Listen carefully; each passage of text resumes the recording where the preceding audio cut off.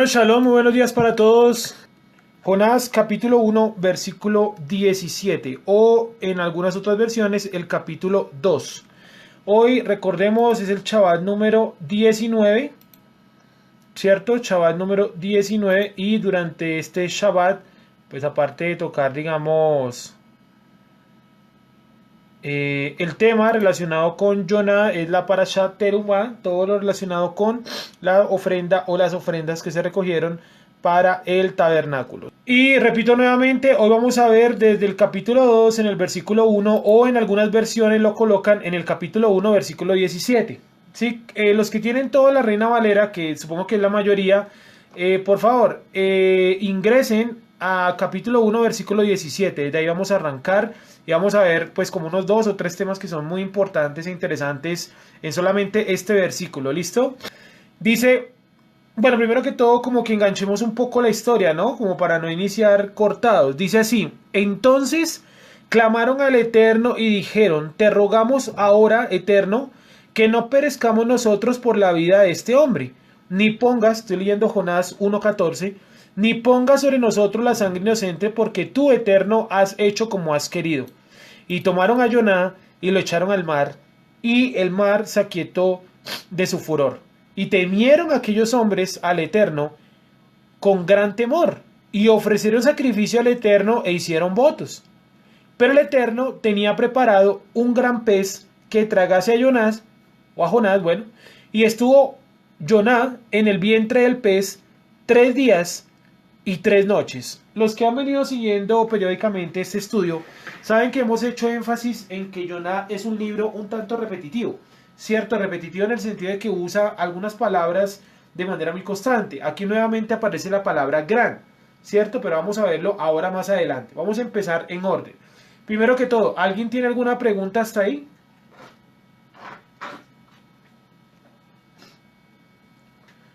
¿Dudas o preguntas hasta ahí? Yo creo que todo está medianamente claro hasta ahí, hasta donde ya hemos visto la clase anterior. Entonces, vamos a continuar.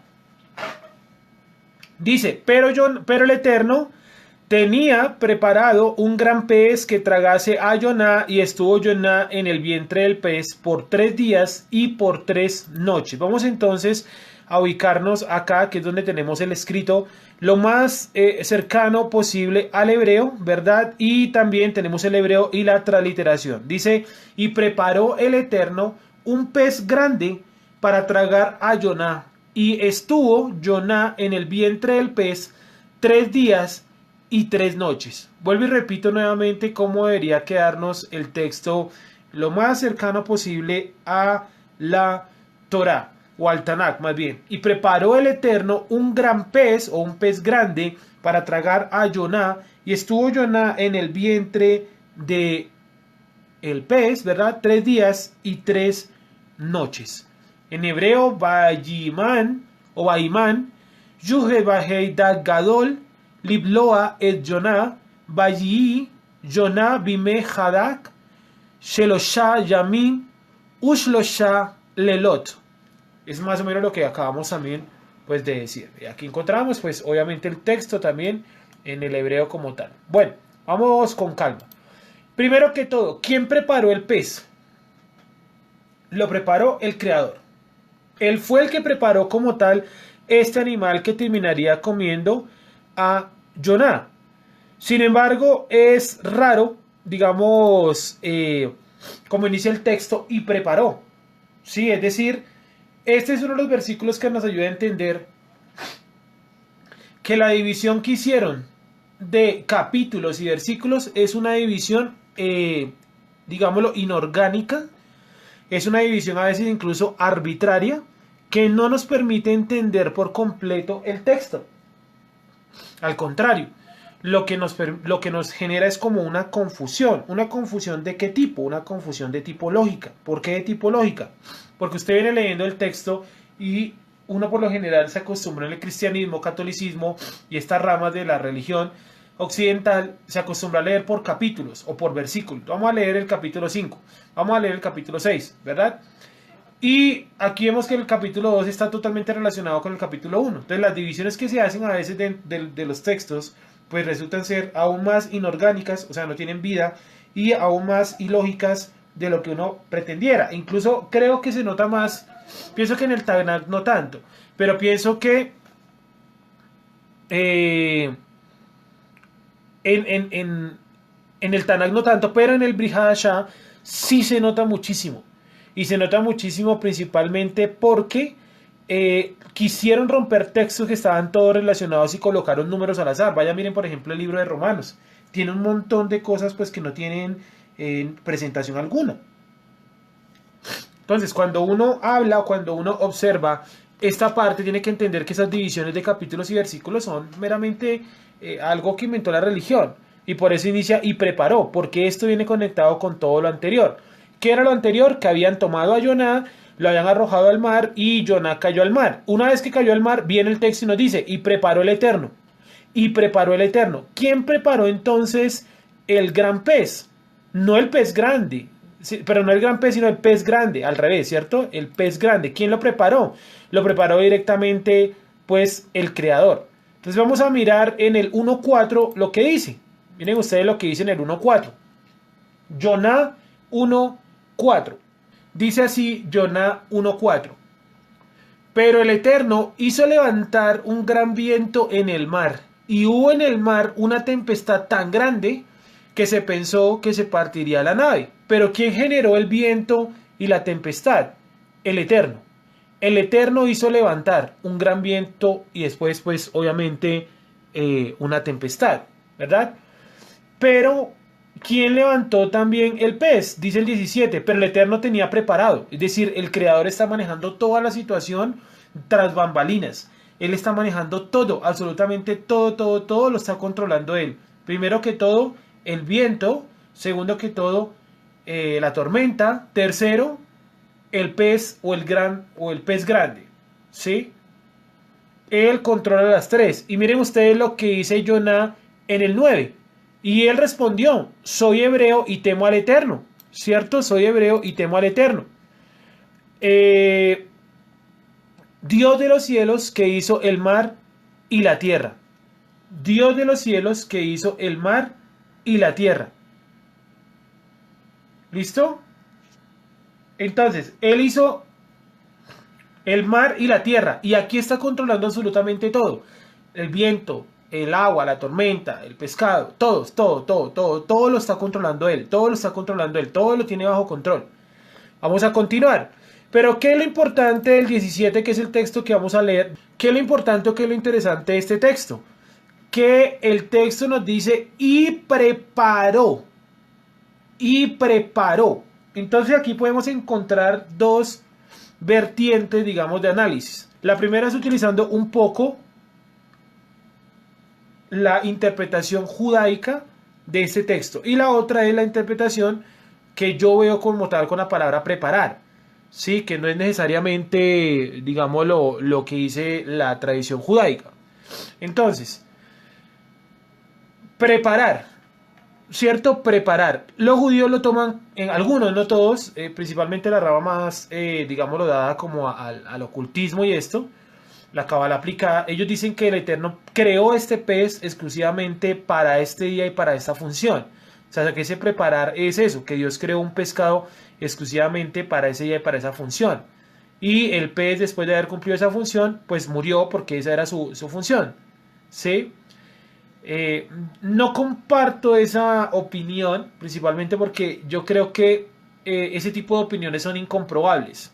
En el sentido de que suenan muy bonitas, ¿no? Pero a la hora de uno cogerlo de una manera racional, digamos que no hay ninguna criatura que haya sido creada como tal para una sola función, para un solo, digamos, labor, que era en este momento, pues, comerse o tragarse a Jonás. Y yo creo más bien que la palabra preparó, que ustedes la pueden ver incluso en otro contexto, ¿verdad? Que es la palabra Jiman, preparar, o alistó, puede ser, es que él determinó a un pescado en específico, a un pez en específico, lo determinó para que se comiera a Jonás, pero no fue como tal que lo creó para esta función y luego lo mató. O sea, no creo realmente que este haya sido el objetivo de una criatura. Existir para comer y luego morir o desaparecer. Sí, realmente no lo veo de esta manera. Que el gran pez lo determinó el creador. Sí, lo determinó el creador. Directamente el creador. No hay otro ser que lo pueda hacer. Y este pescado, repito, se le encargó esa función. La función de tragarse a Jonah y bueno, después desarrollar todos los acontecimientos o eventos que estamos viendo pues directamente en el texto. Ahora bien, dice, y preparó el Eterno. Todo está controlado por él, ¿cierto? Él gobierna todas las criaturas, incluyendo este pez grande. Todas las controla él. Más adelante vamos a entender que él también controla las más pequeñas como el gusano y como la planta. Pero este pez grande recibe información directamente del creador. O sea, leía por ahí algo muy interesante y es si los animales pueden tener cierto nivel profético, aunque no se basaban en esto de este pez, sino que se basaban en la mula de Balaam. Como la mula da un mensaje divino. Entonces hay como unas divisiones, unas opiniones divididas. Hay algunos dicen que no, que los animales no pueden entrar en el nivel profético. Otros dicen que sí. Yo creo que no. Yo creo que ellos lo que son es conductores del mensaje divino o de la voluntad divina, pero no los considero como tal poseedores del nivel de profecía. Realmente sería muy extraño que un animal poseyera pues este nivel que les digo de profecía, ¿sí? Además, para tener un nivel de profecía, él tendría que entender de dónde viene la profecía y expresar que directamente el creador fue el que lo envió. Entonces yo realmente no creo que lleguen hasta ese nivel, fundamentalmente por lo que les comento. El nivel de profecía pues se entiende quién da el mensaje y demás, pero pues lo importante hasta acá es que nosotros podamos entender que este pescado recibe la orden del creador de actuar de esta forma. Luego entonces vamos a mirar qué sucede. Vamos a volver a leer el texto por acá en la Reina Valera y nos dice de la siguiente manera. Pero el Eterno tenía preparado un gran pez que tragase a Jonah, y estuvo Jonah en el vientre del pez 3 días y 3 noches, ¿cierto? 3 días y 3 noches. Ahora, cuando nosotros miramos el texto, encontramos ahí otro tema que es muy importante y lo vamos a abordar hacia el final. ¿Sí? Básicamente, cuando dice que estuvo en el vientre del pez 3 días y 3 noches, ahí tenemos que hacer un alto y rápidamente remitirnos a la vida de Yeshua. Porque es en la vida de Yeshua que yo puedo encontrar la explicación o el significado más profundo de estos 3 días y 3 noches. Y vamos a ver que coloca 3 días y 3 noches. O sea, es un espacio de tiempo llamado el día, Yom, que está compuesto de 2 momentos, el día y la noche. Es decir, fueron completos, 3 y 3. Si dijera 3 días, daría la posibilidad de interpretar que pueden ser 3 partes de días. O 3 días por pedazos, como lo quería vender de pronto alguien por ahí. ¿Cierto? Pero no, son 3 días completos. Por eso coloca el apelativo días y noches, palabras que usted puede encontrar también en el hebreo. Sí, ahora esta división de los días partidos por pedazos, esa es una división que inventaron los católicos para poder sustentar básicamente que Yeshua había supuestamente resucitado el día domingo, partiendo de que Yeshua murió el día viernes y según ellos, para que les cuadrara el día domingo, se cuentan no los días completos sino pedazos de días. Entonces encontramos como muchas personas que, digamos, llegaron a la Torá, no han podido dejar a un lado sus ideas cristianas o católicas. Y eso es normal, principalmente cuando uno no estudia la escritura, sino que lo que uno hace es tomar estudios, ¿no?, de personas que de pronto han llegado a la Torá y repetirlos tal cual. Es un problema grandísimo.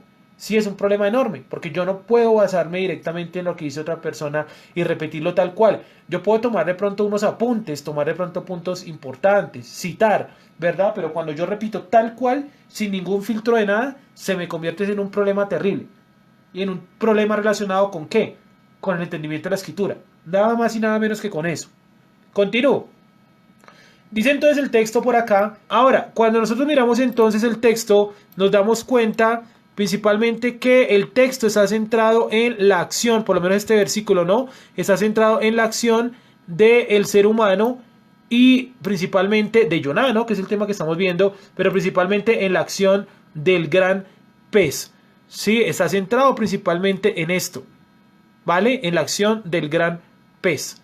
Ahora, cuando nosotros observamos también, por ejemplo, el texto que nos dice, dice que el pez grande fue preparado por el creador, ¿verdad? O sea, el pez recibió el mensaje y posteriormente procedió a actuar. Pero ahora yo les hago una pregunta. ¿Existe un pez que pueda tragar a un ser humano?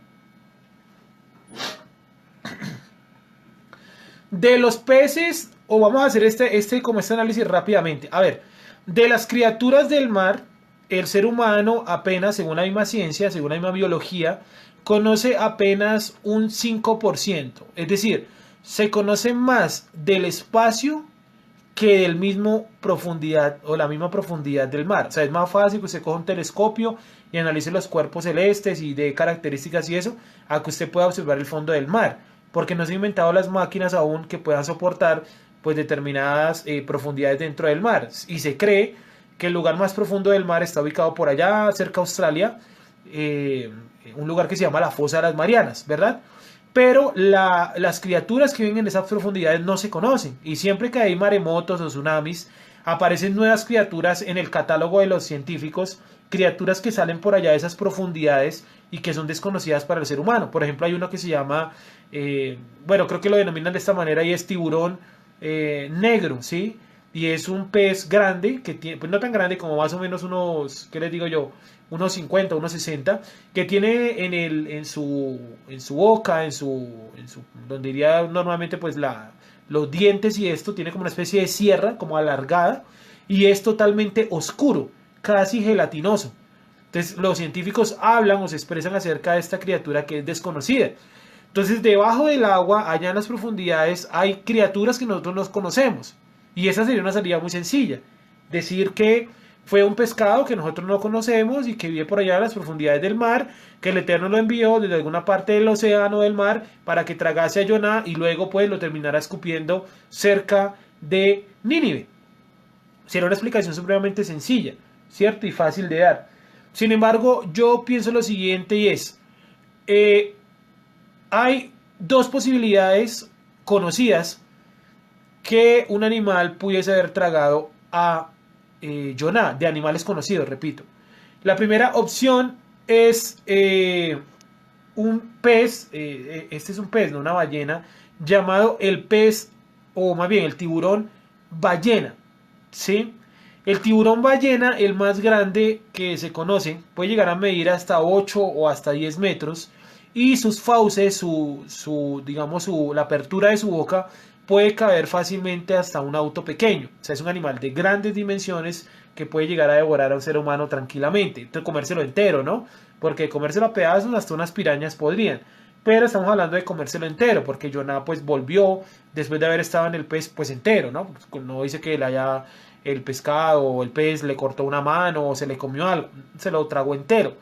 Entonces, este animal que abre sus fauces y es un animal muy grande, puede ser una de las posibilidades que pudo haber devorado a Jonás. Ahora, este animal tiene una característica especial y es que habita en el Mediterráneo. Es uno de sus lugares de habitación. Primero eso. Y segundo, que es un animal que cuando abre sus fauces para tragar pequeños peces, traga también algunas otras criaturas del mar que no hacen parte de su dieta.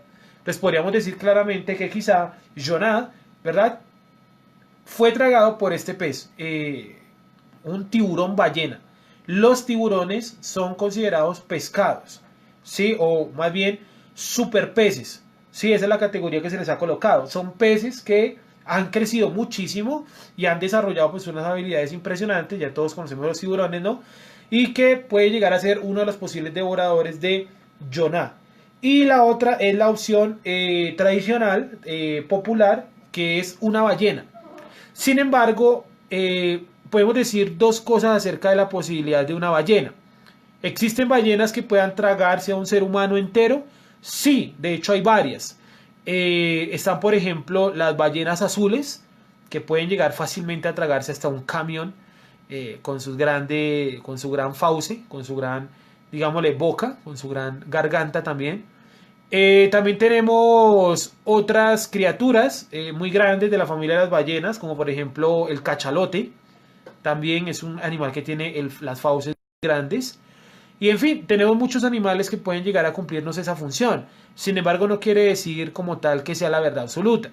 Y existen entonces esta postura. El texto como tal nos dice que es un pez grande, pero resulta que las ballenas no pertenecen a la familia de los peces.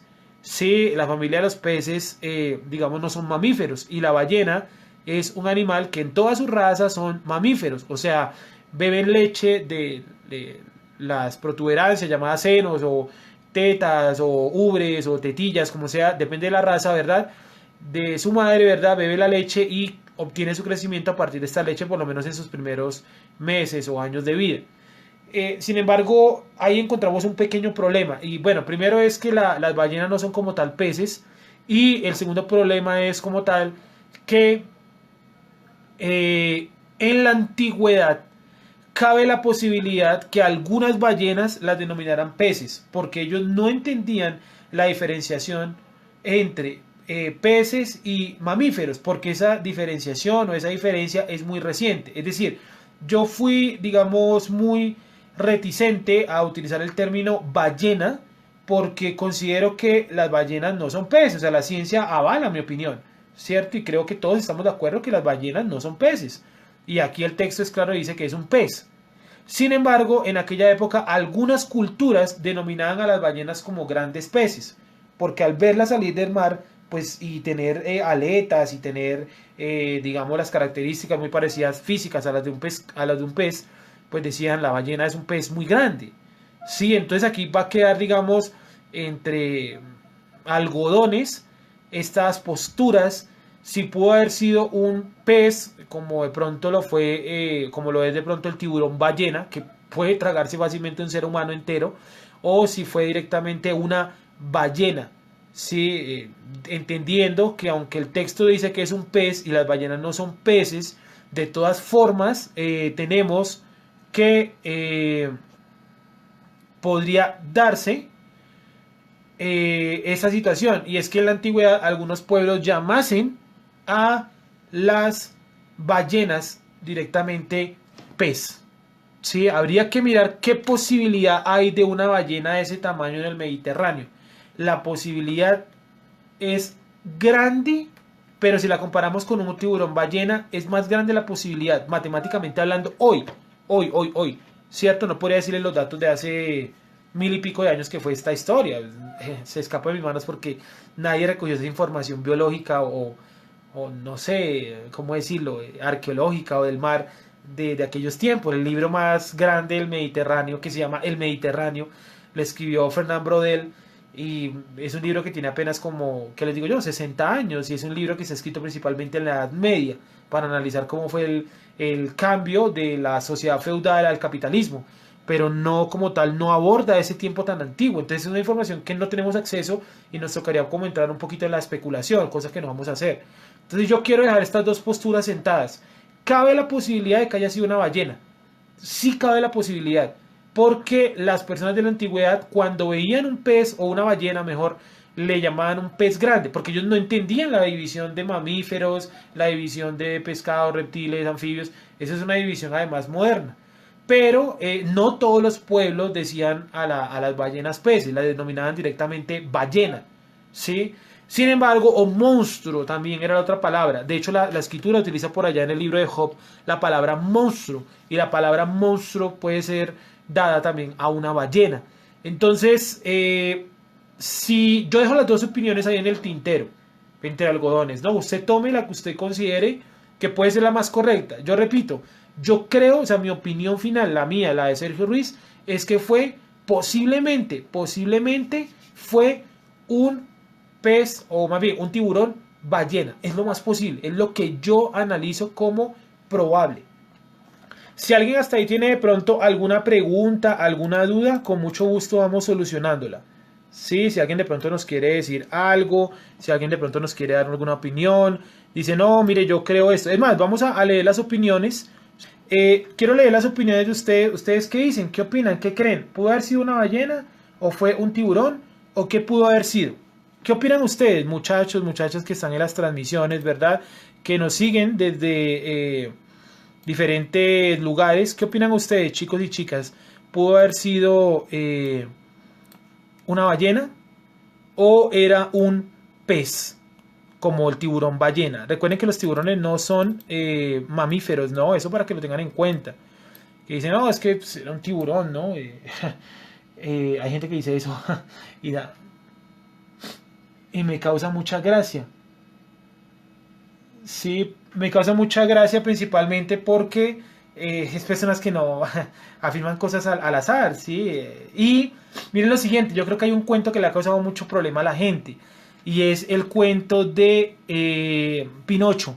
Porque en el cuento de Pinocho, Pinocho sí es tragado por una ballena, pero porque el escritor de Pinocho, no tengo ni idea quién habrá sido, no me sé el nombre, el escritor de Pinocho se basó en la historia de Jonás. Y de hecho, el grillo, que es Pepe, ¿no? Gepetto se llama. O Pepe, no, Gepetto creo que se llama, ¿no?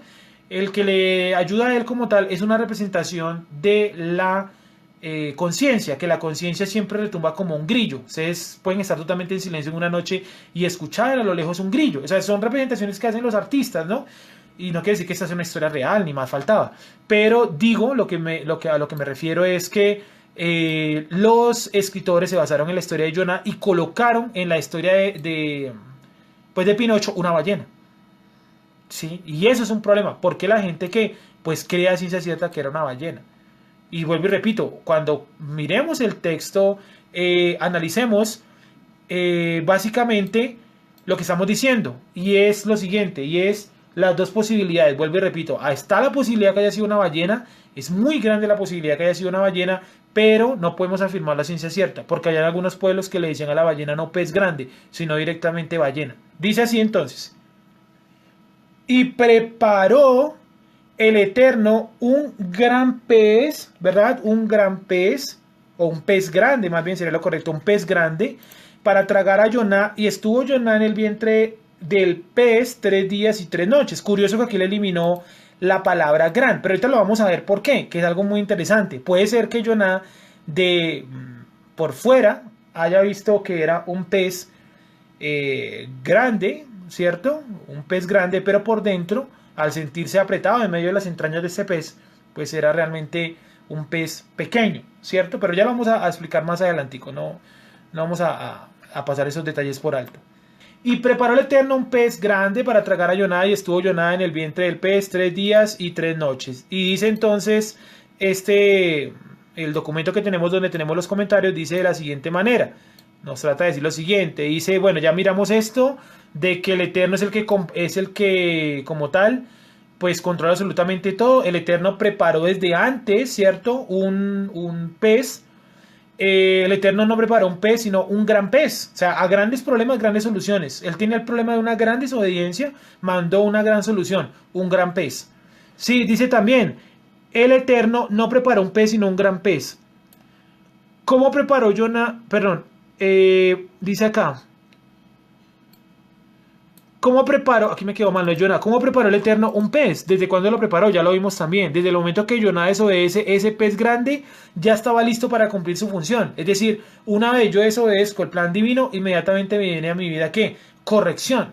¿Sí? Porque es que la corrección depende de eso.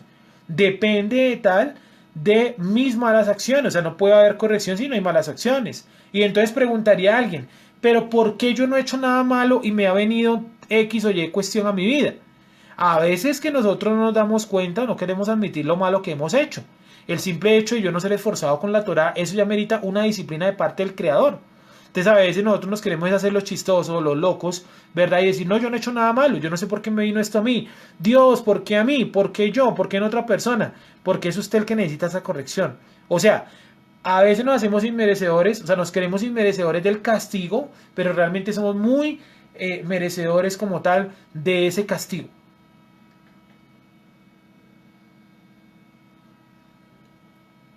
¿Listo? Aunque yo me considere no merecedor del castigo, si vino a mi vida es porque yo merezco ese castigo. Espero que sea claro. Y los que decimos, no, yo por qué me merezco esto, por qué me está pasando, somos nosotros. O sea, nosotros hasta pecamos en eso, en no admitir o no recibir nuestra disciplina. Yo veo que Jonás recibe su disciplina y entiende la disciplina. Cuando más adelante pues dice ¿por qué me has arrojado en esta tumba? Y la otra semana vamos a ver por qué él utilizó la palabra tumba. Y vamos a ver también la palabra Sheol. ¿Sí? Incluso creo que por aquí más adelante nos da la oportunidad un poquito de mencionarlo. No, no nos da la oportunidad de mencionarlo. La próxima clase lo mencionamos. Dice entonces acá, vuelvo y repito, ¿desde cuándo el Eterno preparó ese gran pez? Desde el momento que Jonah desobedece, desde ese momento ya está lista la corrección. ¿Y la corrección cuál es? Primero un viento, la tormenta y luego el pez. Preguntas hasta ahí, todo clarísimo, ¿verdad?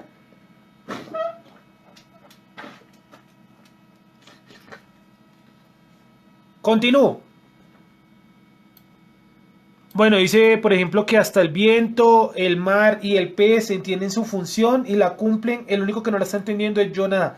Incluso yo creo que los capitanes, los marineros entienden algo de su función. Tomar a Jonah y arrojarlo al mar. Sin embargo, creo que el único que no está entendiendo todo el plan es Jonah. Y es preocupante. Porque en teoría Jonah debería ser el primero que entiende. O entendió y se estaba haciendo el tonto. Puede ser muy polémico, pero eso lo vamos a solucionar después. Entonces, luego, esto lo vimos en una clase anterior, que hay 3 veces que se repite la palabra Tarsis, cuando descendió a Jope, porque iba para Tarsis, cuando descendió y abordó el barco para irse para Tarsis, y descendió a dormir en el barco que iba para Tarsis, ¿cierto? Y estas 3 veces las podemos relacionar con los 3 castigos que recibió Jonah en el camino, que fueron un gran viento, una gran tormenta y un gran pez. ¿Sí? Un gran pez. Fueron esas 3 los elementos como tal, pues que desataron la disciplina sobre Jonah. Ahora, vamos entonces con las veces que se ha repetido la palabra gran. La gran ciudad, ¿verdad? Dice, la gran ciudad es uno, viento grande en el mar, o sea, estamos viendo la palabra gran, tormenta grande en el mar, se atemorizaron grandemente a causa de la huida de Jonah, también otra, temieron grandemente al Eterno y hicieron votos, también, y por último un pez grande, Dak Gadol, pero vamos a verlo directamente en el hebreo. Dice acá, y preparó el Eterno un pez grande. Es la palabra correcta, es el término correcto. Vamos a verlo en el hebreo, en la transliteración primero. Bayiman, Yuhet Bahei, Dak Gadol. Dak es pez, no pescado, sino pez. Y Gadol es grande. Y aquí estaría entonces la palabra Dak Gadol, pez grande. Ahí encontramos entonces otra vez la palabra grande. O en este caso más bien la palabra gran. O pez grande también podría servirnos ahora aquí que lo estamos mirando en pantalla. ¿Sí? No sé si de pronto alguien tiene opiniones, dudas. Se pregunto cada rato como porque el tema es un poquito complicado. Entonces si nos quedan preguntas de esto, es muy complicado que nos podamos devolver. ¿Qué hemos dicho hasta ahora? Que el Eterno preparó un pez grande. ¿Cierto? Y este pez grande que preparó, ¿con qué objetivo lo preparó? Para tragar a Jonah, ¿cierto? Además de esto podemos decir que ese pez grande había sido destinado para ajusticiar o para, ¿cómo se llama eso? Redarguir a Jonah de su desobediencia. Es decir, una vez él desobedeció, inmediatamente el pez ya tenía lista su función. Y el Eterno, así como él descendió 3 veces, una a Jope, otra al barco y otra dentro del barco, aquí también tenemos lo mismo. El Eterno crea situaciones de la siguiente manera, y es primero un viento, luego una tormenta y luego finalmente el pez. ¿Qué relación tendría el pez con la acción de bajar, dormir al interior del barco? Fue lo mismo que le sucedió a Jonah. Él entró al vientre del pez y parece que durante 3 días está dormido, porque hasta el tercer día es que clama. O más bien, ¿será que se murió en el interior del pez? ¿Y será que ahí tendría entonces relación con la señal de Yeshua? Que así como estuvo Jonah, o sea, muerto en el vientre del pez, también Yeshua iba a estar muerto. ¿Será que tiene alguna relación? ¿Será que Jonah verdaderamente es una sombra profética más profunda del Mashiach de lo que nosotros pensamos? ¿Qué creen ustedes? Quiero mirar primero como los conceptos que tenemos antes de pasar al tema más complicadito el día de hoy, que es toda la cuestión relacionada con los 3 días y las 3 noches. Continúo. Entonces, ahí tenemos subrayado en pantalla la palabra gadol, o más bien el término dak gadol, pez grande. ¿Listo? Vamos entonces ahora sí a la parte más profunda del texto. Vamos a mirar qué más de pronto se nos quedó por acá por leer de los comentarios que yo realizo. Al libro como tal dice, bueno, ¿por qué un pez y no otro animal, no? Eh, bueno, supongo que obviamente estamos hablando del mar, lógico, ¿no? Es la respuesta lógico. Y bueno, si hubiera enviado otro animal, este animal que lo hubiera devorado se lo hubiera tenido que comer por pedazos. Es decir, envía uno que se lo traga completo. Porque es que el Jonah tiene una función y es ir a Nínive. Y tiene que llegar allá a Nínive, pues digámoslo, entero para predicar, tal cual como se le llamó. ¿Sí? Ahora sí vamos a la parte difícil. Ya vimos toda la parte primera, que es como la parte divertida, la parte entretenida del texto, la parte del pez grande. ¿Quién preparó el pez? El creador, ¿cierto? Él fue el que preparó el pez. ¿Con qué objetivo? Para tragar a Jonah. ¿Cuándo lo preparó? Una vez que Jonah desobedece, inmediatamente ya son creadas las condiciones para traer a él una justicia, para redarguirlo, para traerlo de vuelta al verdadero camino que es que ir a Nínive. ¿Sí? Ahora, Jonah está en un pequeño problema. Lo han arrojado en medio del mar Mediterráneo. Obviamente el barco tuvo que haber seguido su camino, su ruta, lógico, porque ahí no menciona más a los hombres. Dice que ellos hicieron sacrificio, pero no menciona nada más de ellos.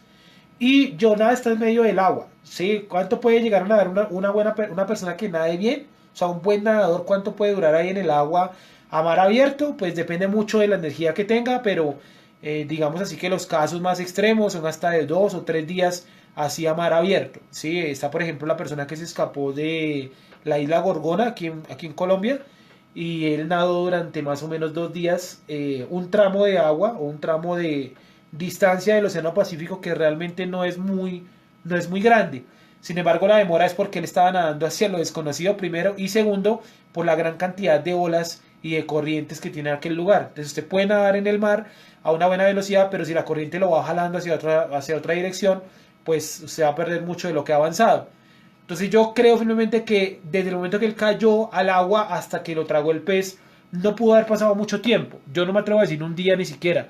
Y tampoco creo que haya sido pues que el pescado ya lo estaba esperando ahí con el hocico abierto, con las fauces abiertas para tragarlo. Realmente no lo veo así. Yo creo que pasó algún tiempo, algún momento y dice que pues que cayó al agua, ¿no? El pez lo tragó y ahí sí viene. Y estuvo Jonah en el vientre del pez 3 días y 3 noches. Vamos a ver primero lo siguiente. A ver, organicémonos un poco. Ya dijimos toda la parte A del versículo. Miren cómo un solo versículo nos puede parar a hablar más o menos unos 45 minutos. ¿Cuánto llevamos? No más, casi 50 minutos hablando un solo pedacito de versículo. Porque el objetivo es verlo bien a profundidad, ¿verdad? Ya cuando veremos algunos pasajes donde no tendremos que hacer tanto alto porque ya hemos construido todo el libro, ¿sí? Entonces viene de la siguiente forma, a ver. Y estuvo Jonah en el vientre del pez 3 días y 3 noches. Primera cosa extraña del texto, no dice del pez grande. Y lo podemos ver en el hebreo. Aquí vuelve a aparecer Hadak, ¿cierto? El pez. Ojo con esto, es importante, ojo. ¿Cómo así? Pregunto yo, ¿no? ¿Cómo así que arriba dice gran pez y ahora lo está tratando simplemente de pez? O sea, ¿se volvió más pequeño? No, pero algo pasó ahí, ¿cierto? Ahí pasó algo raro. Yo hago el siguiente análisis porque realmente en esta no se mete nadie. Sí, lo único que dicen por ahí es que hay la posibilidad de que el pez haya sido devorado por otro pez y que este pez era femenino, que era una hembra. Bueno, eso lo podemos mirar de pronto más adelante donde aparece otra de la palabra pez. Cuando lo escupe, ahí sí hay como un pequeño cambio. Sin embargo, yo tengo mi, digamos, mi postura sobre esto y es muy diferente al judaísmo. El judaísmo dice que otro pez de mayor tamaño se tragó al pez en el que iba Jonah. Y yo creo, no, eso ya es salirse mucho del texto. Yo creo que lo cambia en cierta parte del texto a femenino, principalmente porque pudo haber pasado algo en el vientre del pez. Pero bueno, después lo vamos a ver con calma. ¿Listo? Por ahora vamos a centrarnos netamente en esta parte. Dice, y estuvo Jonah en el vientre del pez 3 días y 3 noches. Desafortunadamente, sí, esperen un segundito. Así miren el siguiente versículo, el 2. Y oró Jonás al Creador su Dios del vientre del pez. Es decir, él viene a orar después de 3 días y de 3 noches. Sí, una vez cumplido los 3 días y las 3 noches es que él se pone a orar. ¿Qué estuvo Jonás haciendo durante ese tiempo? Ahí callado, indiferente también a su condición de posiblemente muerto, o era muerto. Bueno, para poder echar ese argumento nos toca primero partir de acá. Y estuvo Jonás en el vientre del pez 3 días y 3 noches. Yo hago el siguiente análisis. Yo creo que el pez a la vista era grande, pero en su interior Jonás notó que no era grande. O sea, no digo que él haya estado pues estrecho allá en una mala posición en el vientre del pez, pero sí creo que el pescado era grande a la vista, pero en su interior era un lugar reducido. Y por eso creo que le quita la palabra grande. Por eso dice, y estuvo Jonás en el vientre del pez. Le quitó el grande porque cuando está en el vientre, el pez ya no es tan grande. Entonces yo creo que eso está relacionado con nuestros problemas. Y es lo siguiente, hay problemas de nosotros que pueden tener una apariencia, o situaciones, no problemas, situaciones de nuestra vida que pueden tener una apariencia muy grande, terrible. Y cuando estamos adentro, realmente puede que no sea tan difícil como nosotros lo teníamos. Voy a colocar el siguiente ejemplo y creo que a todos de pronto nos pasó. Cuando estábamos en el colegio y entrábamos de pronto a sexto, séptimo y octavo, veíamos a 11, o sí, 11, el último año, como algo, tal vez no imposible, pero como algo difícil, ¿cierto? Y llegar al grado o llegar a la graduación o al diploma, uno lo veía como algo difícil, ¿no? O muy, muy complicado. Pero una vez que uno entró a 11, ese año se puede haber pasado muy rápido y puede ser que no haya sido tan complicado como usted lo esperaba. Es decir, hay situaciones de nuestra vida que uno puede tener temor, que son muy difíciles, pero cuando llegan y usted las afronta se da cuenta que no son tan grandes, son simplemente la situación. Entonces por fuera el pez se veía como un pez grande, pero por dentro en el vientre era simplemente un pez más. ¿Sí? Sin menospreciar la acción del pez, que está cumpliendo una función divina. Sí, o sea, estamos hablando de cosas totalmente distintas. No estoy diciendo que el pez sea una miseria. No. Estoy diciendo es que el pez por fuera era mucho más grande de lo que realmente era por dentro. Piense usted en situaciones de su vida donde usted de pronto tiene temor de una situación en específico y cuando vino, usted la afrontó y no fue de pronto tan dura como usted pensaba.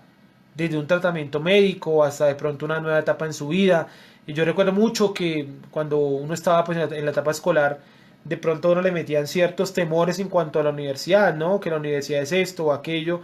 Y uno llega al primer semestre, los primeros días, pues un poco, digamos, asustado, ¿no? Por estas posturas que le dieron a uno acerca de la universidad. Pero conforme uno se va metiendo dentro de ese contexto, uno ya le va cogiendo como tal el ritmo y se va dando cuenta que no es tan terrible como lo habían dibujado. Sí, creo que eso sucede muchísimo en todas las situaciones de nuestra vida, que nosotros vemos las situaciones como un pez grande, pero por dentro es simplemente un pez. ¿Sí? Vamos a ver de pronto qué más se nos queda por acá de mencionar de los comentarios o la lectura que yo hago de Jonás. Dice, bueno, lo que estoy diciendo adentro puede ser más pequeño, nuestros problemas a veces se pueden ver enormes, pero realmente desde adentro no lo son. Sí, es lo que estamos viendo. Y vamos ahora sí a 3 días y 3 noches. Bueno, aquí me gusta el libro porque aquí el libro da un giro interesante, o nos permite más bien hacer un giro interesante. No es como tal porque el libro va a seguir su narrativa tal cual. Y es que el libro ahora nos va a permitir hablar un poquito de Yeshua. Y eso es bueno, porque estos libros sin Yeshua es absolutamente, pues simplemente una palabrería y ya.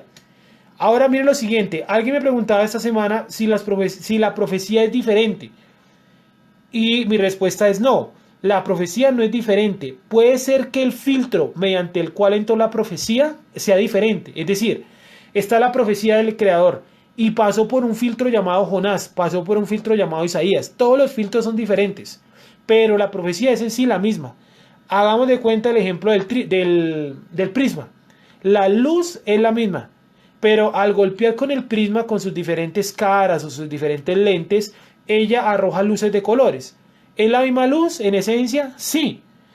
Cada una de esas luces compone la energía o la fuerza o el color total de la luz que entró. Por supuesto que sí. Es decir, todas estas profecías están interconectadas entre sí. Es decir, creo que el mejor ejemplo es el que estoy dando, el del prisma. O ¿cierto? La profecía es la luz blanca y los profetas, mediante el cual paso esa profecía, son ese prisma. Y sus libros serían esa luz, ¿vale? Pero es el mismo mensaje. ¿Es la misma profecía? Sí, es la misma. Solamente que expresada ¿por qué? Por diferentes canales. Como si yo le dijera a usted, yo puedo reunir a 4 personas y bueno, creo que el ejemplo está tangible en el grupo, ¿cierto? Los que han venido en físico, en persona, en presencia, o recuerden los que no de pronto en su colegio, ¿no? Que es como el ejemplo que más estoy utilizando hoy. Y es lo siguiente, cuando se coloca a 4 a 5 personas a leer algo, todos le pueden dar un nivel interpretativo distinto, así sea una noticia, ¿cierto? Se puede colocar el siguiente titular, ni siquiera la noticia. Diariamente matan a tantas personas en el departamento de Chocó. Entonces alguien que diría, no, terrible, ¿cómo matan a estas personas? Debe ser porque son de pronto, no sé, raza negra, sí, o afrocolombianos, bueno. Otros dirán, no, eso, que los maten porque esos negros, ¿cierto? O sea, hay diferentes interpretaciones del mismo escrito. O no, si los mataron, eso es porque hicieron algo. O sea, nadie matan porque sí. Entonces, miren lo mismo. Sucede exactamente lo mismo. Viene la profecía a los profetas y ellos expresan lo que su entendimiento les da que exprese. ¿Cierto? Expresaron cosas, pero las profecías tienen algo y es como el prisma, que todas las luces están interconectadas. Es decir, es muy complicado que usted pueda entender Isaías, ¿verdad? De pronto por ahí lo estudiamos con algunos y de pronto usted ha leído alguna vez Isaías y se da cuenta que es muy complicado entender Isaías si usted no ha leído Jeremías o si usted no conoce por lo menos algo de Jeremías. Y uno diría, pero ¿por qué Jeremías y Jeremías es después de Isaías? Porque todo lo que está hablando Isaías usted lo va a ver cumplido en Jeremías. Y todo lo que está hablando Jeremías usted lo va a ver cumplido en Daniel y en Ezequiel. Y todo lo que está hablando Daniel usted lo va a ver cumplido en Macabeos. Y todo lo que los macabeos hablan y todo lo que ellos hacen, usted lo ve reflejado un poco en Esdras, en Nehemías, y usted entiende en Macabeos, por eso yo les digo que es un libro que ustedes deben leer, que todos debemos leer. Usted entiende en Macabeos todo el preámbulo de la aparición de Yeshua, la existencia de los fariseos, la existencia de los saduceos, la existencia de los esenios, la existencia de otras sectas o otras agrupaciones judaicas que de pronto desaparecieron o se mezclaron con las anteriores, que eran las más grandes, ¿sí? Entonces uno va entendiendo poco a poco, cómo toda la escritura está interconectada. Si usted lee Isaías, debe leer a la par un poquito de Amós, porque es que Amós es del tiempo de Isaías y tiene el mensaje muy parecido. Si usted está leyendo, por ejemplo, Habacuc, usted debe tener conocimiento un poco, ya saliendo un poco de los profetas, ¿no? Pero de los libros del Brit Hadashah, porque el libro de Habacuc está conectado con ellos, está conectado con Jeremías, está conectado con Isaías, está conectado con Ezequiel, está conectado en algunas partes con Jonás. Entonces la profecía es una sola y está toda interconectada entre sí. Si usted no ha leído los profetas, antes de ponerse a estudiarlos, hágase una lectura tipo periódico. O sea, lea, que usted pueda ubicar las cosas generales, pero no le haga un análisis detallado porque si no, no va a avanzar de Isaías capítulo 1. ¿Sí? Coja a los profetas primero que todo. La primera lectura que se tiene que hacer, y creo que también el Pardesh habla de eso, que es el nivel interpretativo que utilizan los judíos. La primera cosa que yo tengo que hacer para interpretar un texto es leerlo todo. Lógico. Creo que hasta en una clase de español dirían algo como esto, ¿verdad? Para poder hacer un análisis de un texto hay que leerlo todo. Lo mismo, usted va a leer los profetas, hay que leerlos todos. Desde el primer profeta que tiene el libro, que es Jonás, cronológicamente hablando, hasta el último que es Malaquías, cronológicamente hablando. Y para eso está precisamente esta clase. Bueno, que esta clase leemos todo el capítulo o todo un texto y luego lo interpretamos, ¿sí? Y así es como funciona. No he leído todo el 2 porque sinceramente, digámoslo de esta forma, después del versículo 2 ya entra en otra tónica y nos toca mucho utilizar como tal el texto de los salmos. Entonces eso lo vamos a hacer en la otra clase porque si no, tremendo enredo que nos pegamos. ¿Listo? Vamos suave.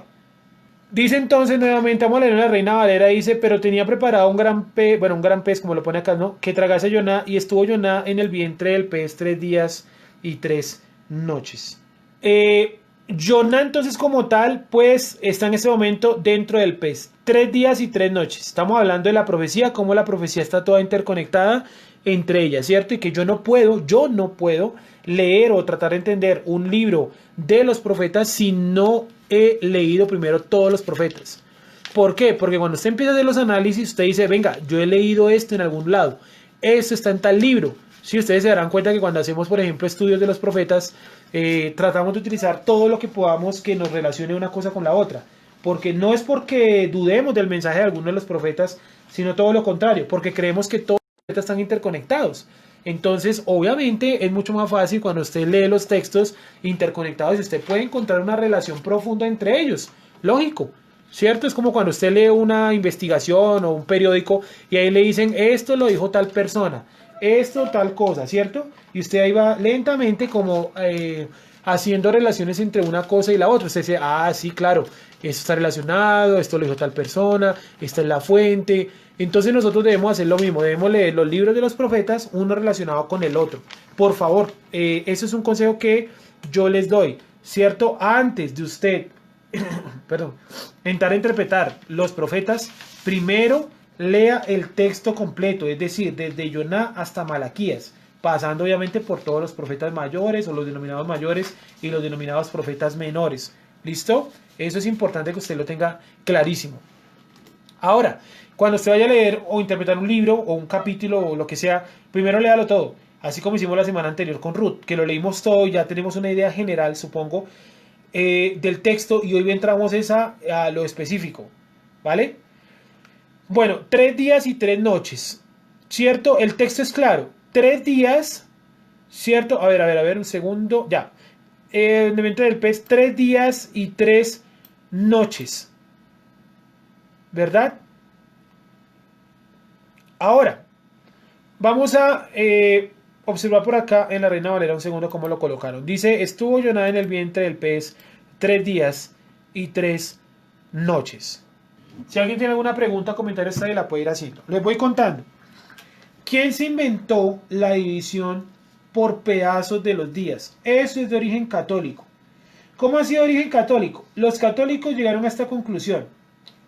La única manera de que nos cuadre la muerte y la resurrección de Jesús, partiendo de que murió un viernes y resucitó un domingo, es contando por pedazos. Contamos un pedazo del día viernes, eso es un día.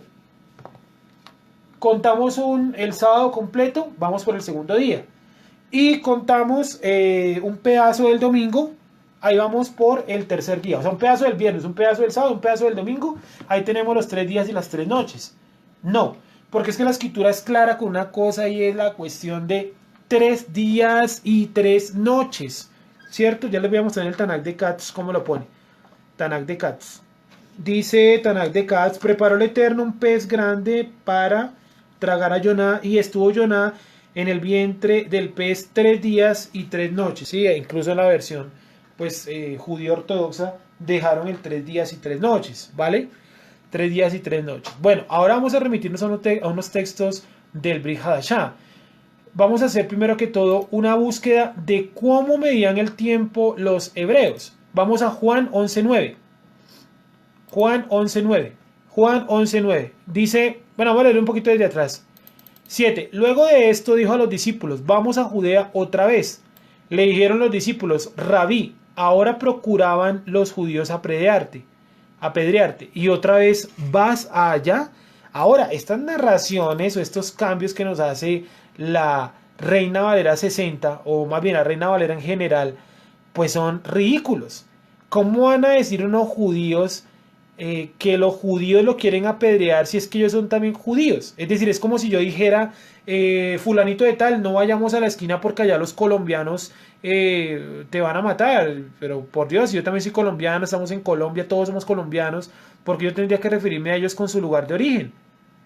¿Sí? Porque esto es un arreglo que le hicieron ¿quiénes? Los católicos a las Biblias. Y como la Reina Valera es una Biblia católica, y si no, miren quién la escribió. Juan de Valera, un monje. ¿Y quién la revisó? Otro monje, Casidoro de Reina. Los excomulgaron, ¿por qué? Porque ellos eran afines a Martín Lutero, la acción de no recoger diezmos o plata para ir al cielo, ¿verdad? Yo creo firmemente que si hoy reviviera, digamos, supongamos, es una tontería lo que voy a decir, pero si hoy reviviera Martín Lutero y viera en lo que se convirtió el protestantismo, yo creo que se vuelve a morir inmediatamente. Primero porque él, una de las cosas que peleaba era que no dieran el dinero para la salvación. Él no estaba de acuerdo con que las congregaciones recogieran dinero. Hoy en día el cristianismo está basado en eso.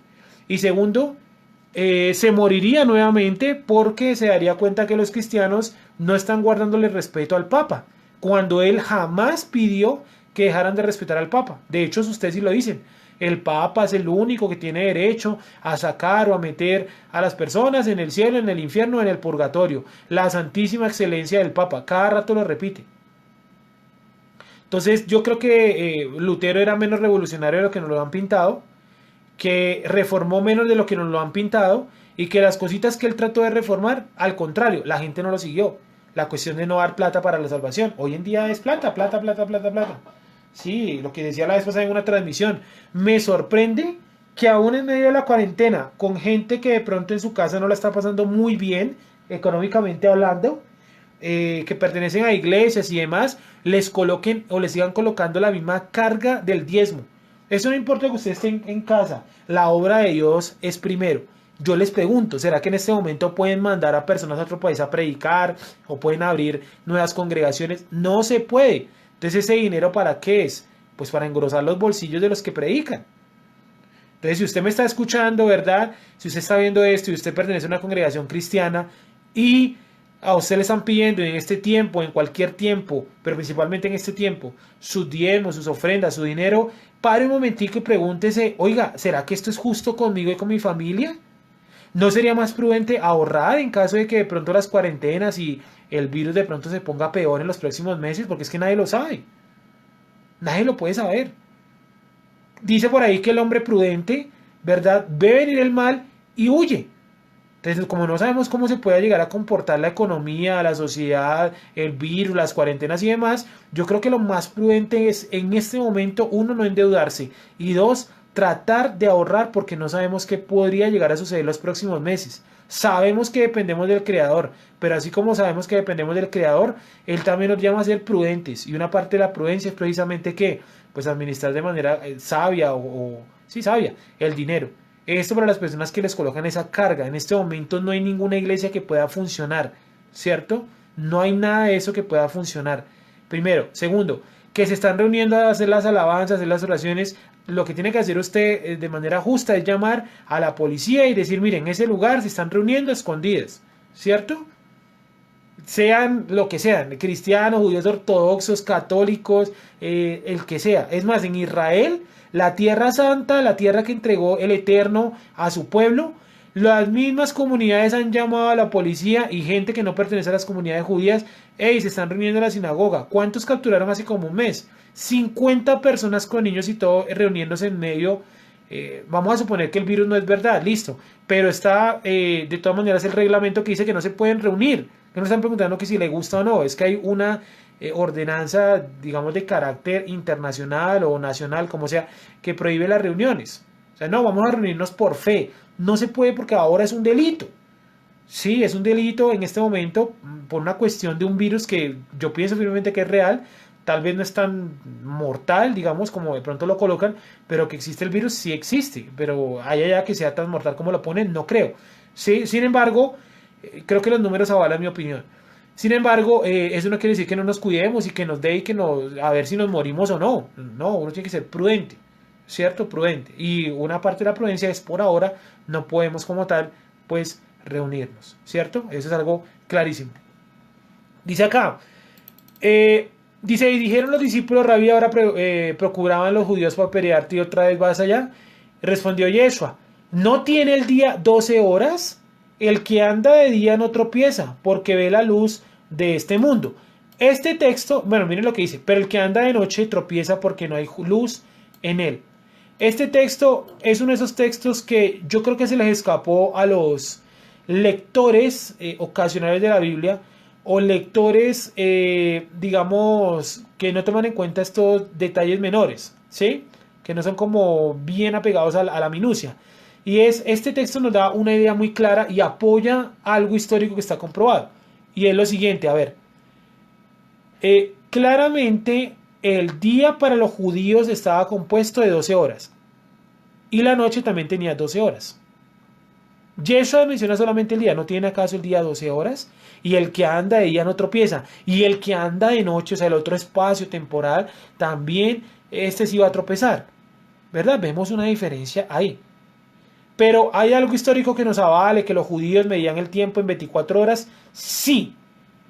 Hay pruebas históricas, no solamente en la época de los macabeos, sino antes, que el tiempo dentro de la cultura hebrea se medía de 24 horas. Es más, está el debate académico si los judíos o si los hebreos aprendieron este sistema de medida en Egipto, lo aprendieron en Babilonia o si era un conocimiento que tenían todos los pueblos de aquella época. Porque los mayas, los aztecas, los egipcios, los babilonios, los sumerios, los asirios, todos absolutamente medían el día en 24 horas. Los únicos que después vinieron a medir el día diferente fueron los católicos, ni siquiera los romanos, fueron los católicos, en su afán de tratar de demostrar que Jesús, que Yeshua, había muerto, según ellos, un viernes al atardecer.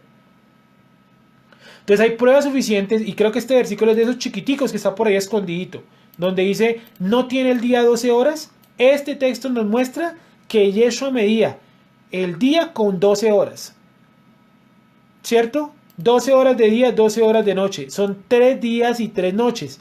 3 espacios de 12 horas.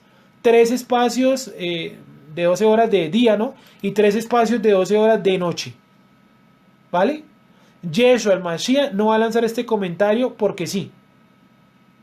O sea, es porque esto era la manera como se medía el tiempo. Ahora, la pregunta es, ¿por qué medían el tiempo así? Bueno, la rotación de la Tierra. A ver, traigo estos pequeños comentarios aquí como de corte científico. Primero que todo, ¿cuánto dura como tal hoy en día la rotación de la Tierra? Porque recuerden que el día se mide por la rotación, o sea, la acción de la Tierra dando vueltas sobre sí mismo, ¿cierto? Y la traslación es alrededor del Sol. Entonces, ¿cuánto dura la rotación de la Tierra? Dura exactamente en la actualidad, según los datos que tiene la NASA, por lo menos los de este año, dice que el día dura un total de 23 horas y 56 minutos y 4 segundos. Eso dura un día, o sea, no dura 24 horas exactas, ¿sí? ¿Cuánto duraba en el siglo I? Según unas aproximaciones, duraba aproximadamente duraba 23 horas, 59 minutos y algunos segundos. ¿Cuántos segundos? Es prácticamente imposible de determinar. ¿Por qué? Porque estas medidas se hacen calculando cuánto ha variado el eje de la Tierra. ¿Cómo hacen los científicos para calcular eso? Sencillamente se basan en un espacio temporal desde donde hayan datos y tratan de medir la cantidad de terremotos que hay y la crudeza de los terremotos, ¿sí? Les hacen pruebas, hacen, ¿verdad?, todo tipo de datos y luego determinan, miren, hubo un terremoto acá, fue de tanta magnitud y eso pudo haber inclinado la Tierra, ¿sí? Pudo haber afectado el eje de la Tierra. ¿Cuánto modificó el terremoto que hubo en Fukushima, en Japón? Movió el eje de la Tierra, inclinó la Tierra un poco más. Y ahora el movimiento pues está en 23 horas y 56 minutos. Antes estaba en 23 horas, 56 minutos y creo que 23 segundos. Creo que fue algo así como 21 segundos lo que se modificó con eso. Los chinos encendieron después de eso de Fukushima, antes de Fukushima, encendieron una planta hidroeléctrica. Se llama Las Tres Gargantas, en China. La pueden buscar y todo y es información totalmente comprobable.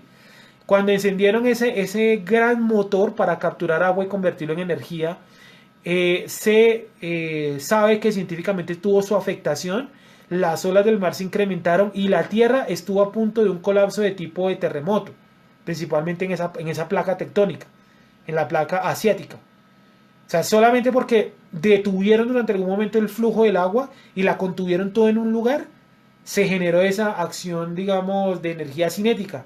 Sí, la energía interna que está dentro de un cuerpo se descontroló. Es decir, la Tierra durante unos milisegundos o segundos estuvo un momento afectado a su eje. Y desde ese momento el eje también sufrió una variación. Entonces, ¿por qué estoy explicando todo esto? Porque las 23 horas y 59 minutos que tenía el primer siglo no son las mismas 23 horas y 56 minutos. Han sucedido terremotos, desastres y demás que han causado que el número de 59 disminuya hasta 56,4 segundos. ¿Sí? Y si miramos en Bereshit, el día tiene dos espacios temporales, el día y la noche. ¿cierto? En un espacio temporal de 24. Como Israel está ubicado cerca del Ecuador, los días en Israel duran prácticamente lo mismo, es decir, la noche y el día duran casi lo mismo, 12 horas. Puede ser que quizá en algunos espacios en espacios del año el día dure un poco más por su ubicación por encima del Ecuador. Sí, pero son variaciones de 1 o 2 minutos.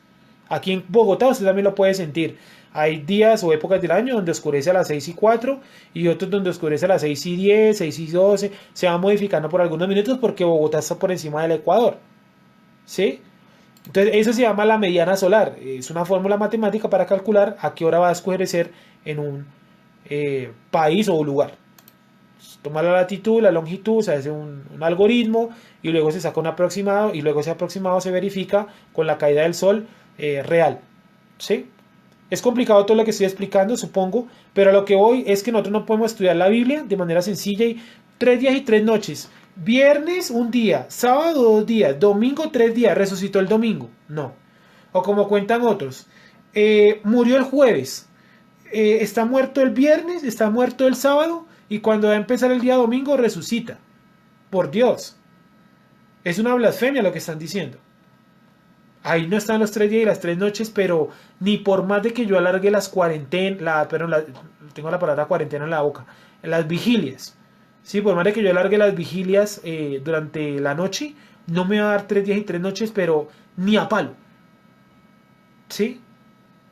O sea, ni a la fuerza. Las personas que nos acompañan de otros países de pronto no entienden ese localismo. Sí, ni a fuerza me va a dar a mí 3 días y 3 noches. Entonces hay que ponernos a pensar cuándo murió Yeshua. No tratar de acomodar lo que el catolicismo dice a la fuerza. Tratar de meter una ficha de tres espacios, tratarla de meter en un espacio de 2 a la fuerza y decir, si ve, en ese espacio de 2 ahí hay 3. Nosotros no podemos caer en eso. Espero que esté claro y espero que nos estemos haciendo entender o que yo me esté haciendo entender.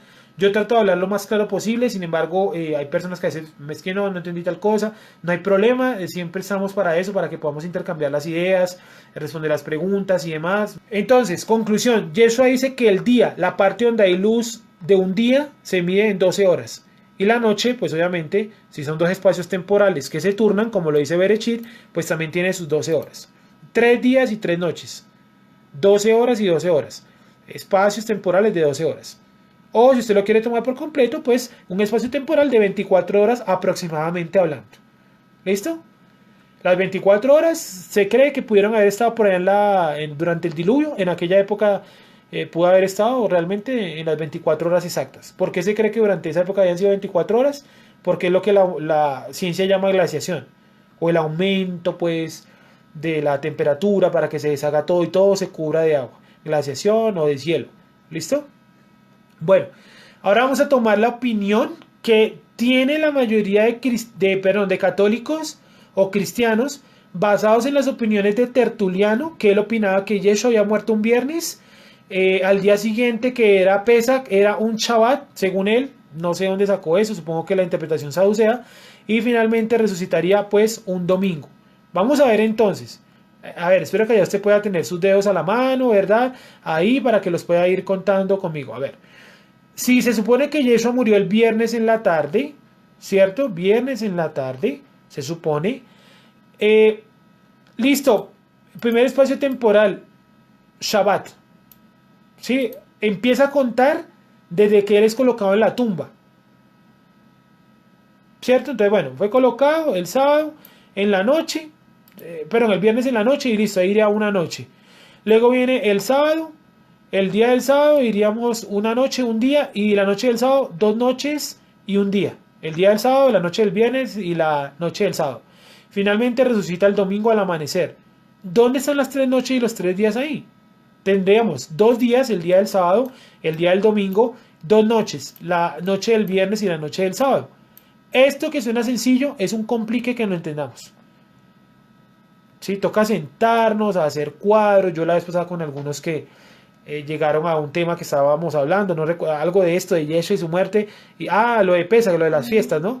Hicimos la explicación un poquito detallada, ¿verdad? Si usted está viendo el video y no entiende, pues escríbanos, ¿verdad? Y trataremos de pronto hacer un material más entendible, aunque Creo que con esta explicación podría llegar a bastar. Entonces, ¿cuál es el error de todo esto? Pensar que Pesach es un Shabbat. Pesach puede caer en un Shabbat, pero Pesach en sí no es un Shabbat. Es un día de santa convocación, pero no es un Shabbat. Es lo que se llama popularmente un Shabbatón. La resurrección de Yeshua se produce después de Shabbat, eso lo tenemos claro. Es decir, el día primero de la semana fue cuando se produjo su salida de la tumba. Días que duró muerto. Vamos a contar de para atrás. Si él resucita después de Shabbat, quiere decir que en Shabbat estuvo muerto. El día sexto estuvo muerto y el día quinto estuvo muerto. ¿Qué quiere decir eso? Que Yeshua murió el día cuarto. Si Yeshua murió en el día cuarto, estuvo muerto el día quinto, su día y su noche, o al revés, como en la cultura hebrea, su noche y su día. Estuvo muerto el día sexto, su noche y su día. Entró a Shabbat muerto, ¿verdad? Su noche y su día. Y cuando se iba acabando el Shabbat, se produjo ¿qué? Su resurrección. Las mujeres llegan, está oscuro, es muy temprano iniciando el día primero de la semana. Acordémonos que ellos son hebreos, no son griegos, no están diciendo son las 4 de la madrugada, ya va a amanecer. No, aquí es todavía, se acabó el Shabbat, se acabó el servicio de Shabbat en la que estas mujeres estaban y fueron a la tumba cumpliendo algo que por ahí dice un mandamiento, que al tercer y al séptimo día se puede ir a visitar, creo que la tumba o el muerto, no recuerdo muy bien cómo es que dice. Y llegan hasta allá y encuentran que ya está corrida la piedra. Obviamente ellas no se tardaron minuto y medio desde que se acabó el Shabbat hasta llegar a la piedra, se tuvieron que haber tardado un tiempo, yo no sé cuánto, pero un minuto y medio no, porque la sinagoga no quedaba al lado de la tumba, lógico, ¿sí? Entonces ellas salieron de su Shabbat, se acabó el Shabbat, salieron de su Shabbat, caminaron hasta la tumba, en ese espacio, mientras que caminan hasta la tumba, Yeshua resucita, se corre la piedra, todo lo que sucede ahí, usted ya conoce la historia, ellas llegan, encuentran la piedra corrida y dicen, ¿qué sucedió acá? ¿Se robaron el cuerpo? ¿Qué está sucediendo acá? ¿Sí? Y pues ya sabemos después que aparece Yeshua y demás. Pero entonces es un error decir que Yeshua no estuvo 3 días y 3 noches completos, porque es que repito, los días y las noches tienen 12 horas. Si yo creo, vamos a suponer que bueno, que vamos a contar los días por pedazos, yo quiero que me cuenten las 3 noches, es decir, cuando usted tenga un debate con alguien, dígame, listo, no vamos a enredarnos con si es partido o no es partido, cuénteme las 3 noches y verán ustedes que si no cuentan de la manera que está acá, no porque nosotros tengamos la verdad, sino porque así es como se contaban en la semana hebrea, ¿sí? Entonces, si nosotros no hacemos, digámoslo, el conteo de esta forma, es imposible encontrar las 3 noches. Empezamos a cojear y a cojear y a cojear y a decir, no, es que las vigilias, no, es que los días son de pedazos, no, es que el pedacito del día cuarto, ¿verdad? Es que ese pedacito representa una noche, o empezamos a vender humo, es que no, las 3 noches es algo simbólico, ¿verdad? Es algo simbólico porque en el lugar que él estaba muerto, en el más allá, en el infierno, en el cielo, donde sea, allá pasaron 3 días y 3 noches. Así aquí en la tierra no pasen, por Dios. ¿Sí? O sea, estamos hablando con personas racionales. Y como personas racionales tenemos que encontrar respuestas racionales. Sí, a veces vemos milagros donde no lo hay. Y lo que es milagro, así, normal. ¿Sí? 3 días y 3 noches en una medida humana en la tierra, en esta dimensión, aquí seres humanos de carne y hueso, espacios temporales de 12 horas, 3 espacios temporales llamados días de 12 horas, 3 espacios temporales llamados noche de 12 horas.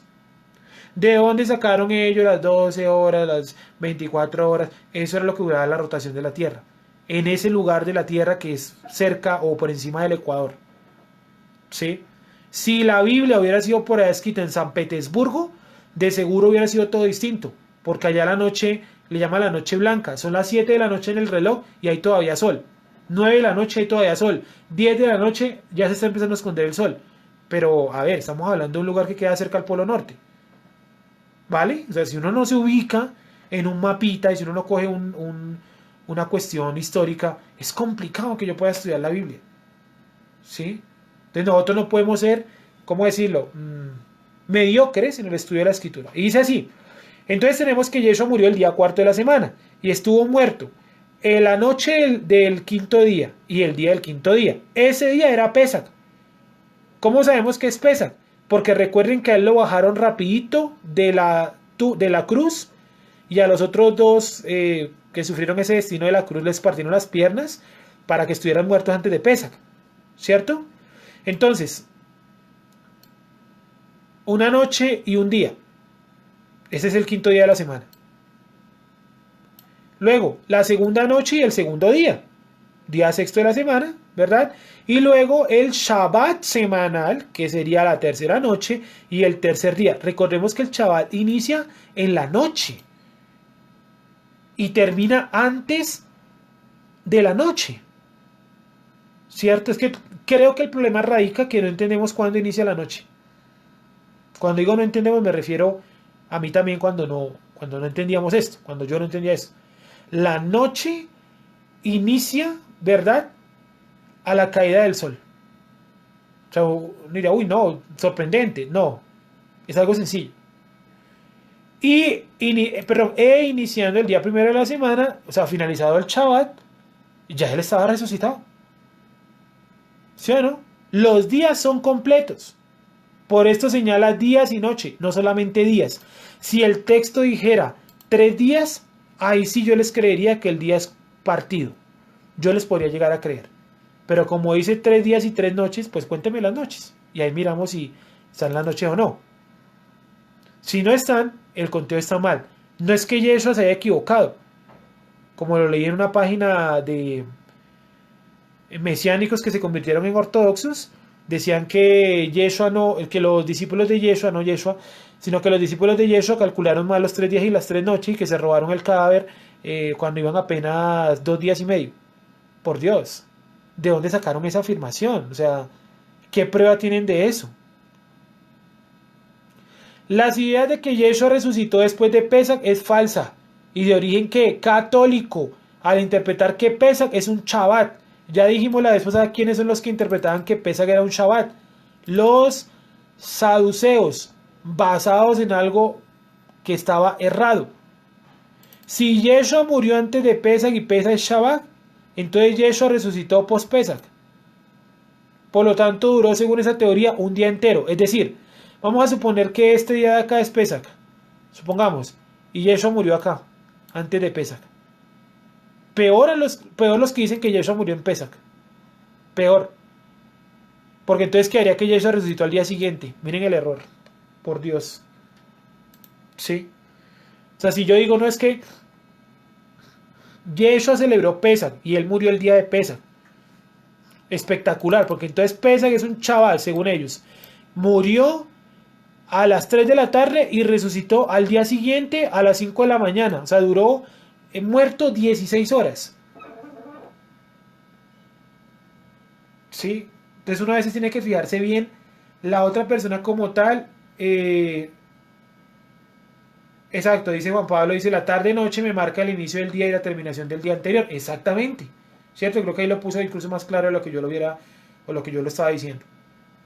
Y a veces nosotros tenemos que coger que una hojita o un cuaderno, lo que sea, y empezar nosotros mismos a graficar esto. Porque si no, se nos enreda la pita. Porque nosotros tenemos muy marcado todavía que viernes, sábado, domingo. Normal. Yo también. Yo también miro el reloj a las 12:01 de la mañana. Y igual ya empezó el siguiente día. Es obvio. Porque esa transformación, eso toma años.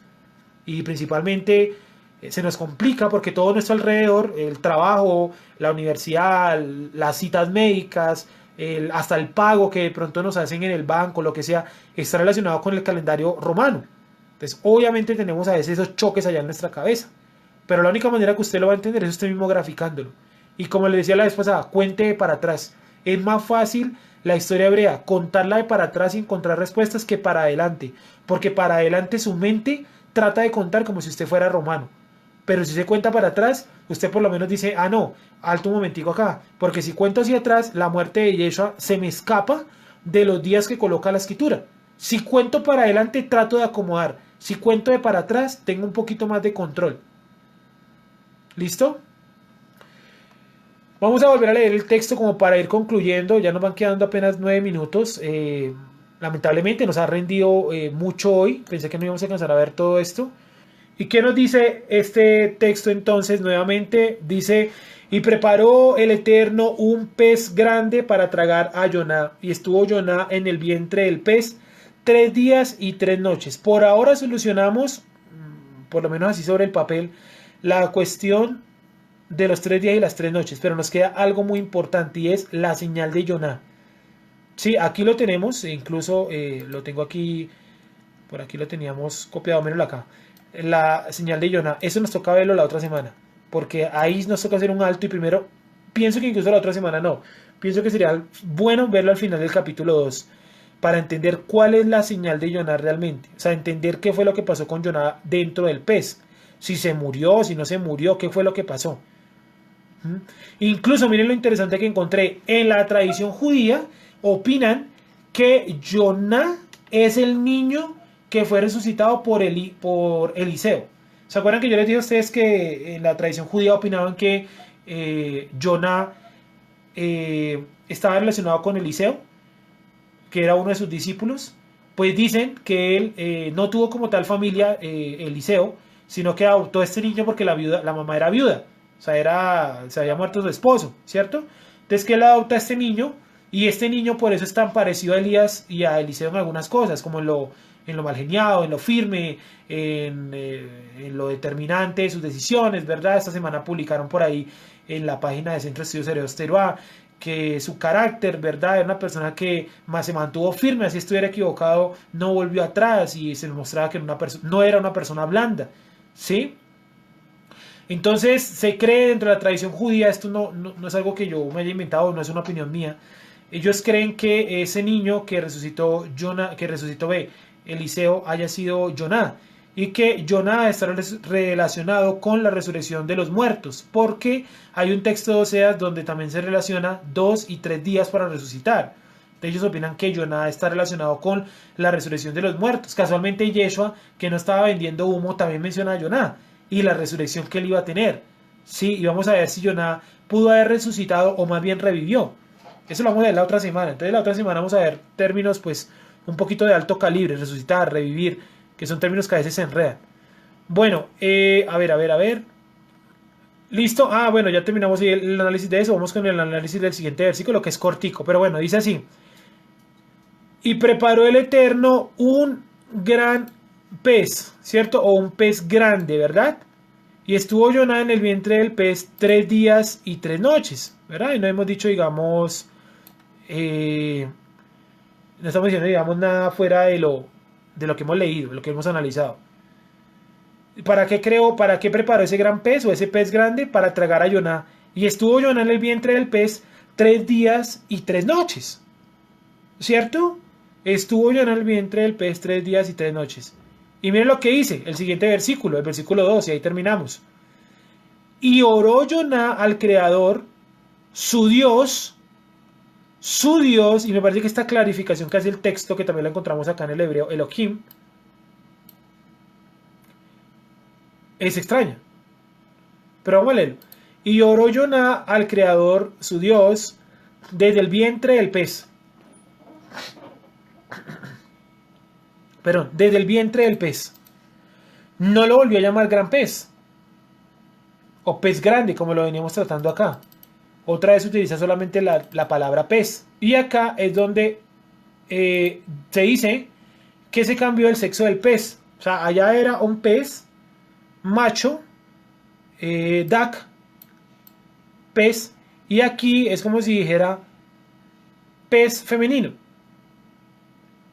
Dice el o la pez, pero miren la terminación. Una A larga y una hey. Y esas son las terminaciones popularmente femeninas, o sea, por lo general. Entonces hay una rama que dice, miren, aquí el sexo del pez cambió. O sea, él fue tragado por un pez macho, pero clamó desde el pez de una hembra. Clamó desde el vientre, perdón, de una hembra. Sí, es curiosa esa postura. A ver si de pronto ustedes esta semana por ahí lo investigan, ¿no? Lo investigan y de pronto pueden sacar alguna conclusión.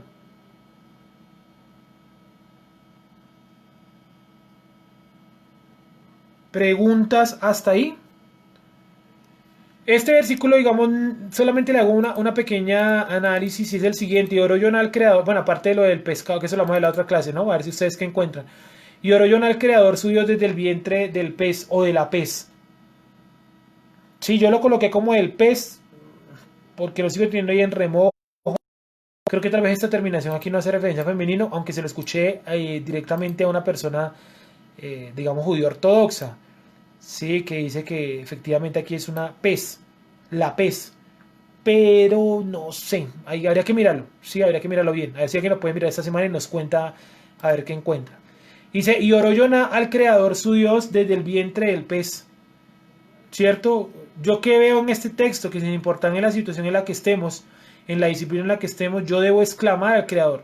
Sin importar de pronto yo que haya hecho, yo que haya efectuado, si el Eterno me ha dado la posibilidad de vivir, es porque yo puedo todavía clamar y pedirle perdón a Él por mis malas acciones.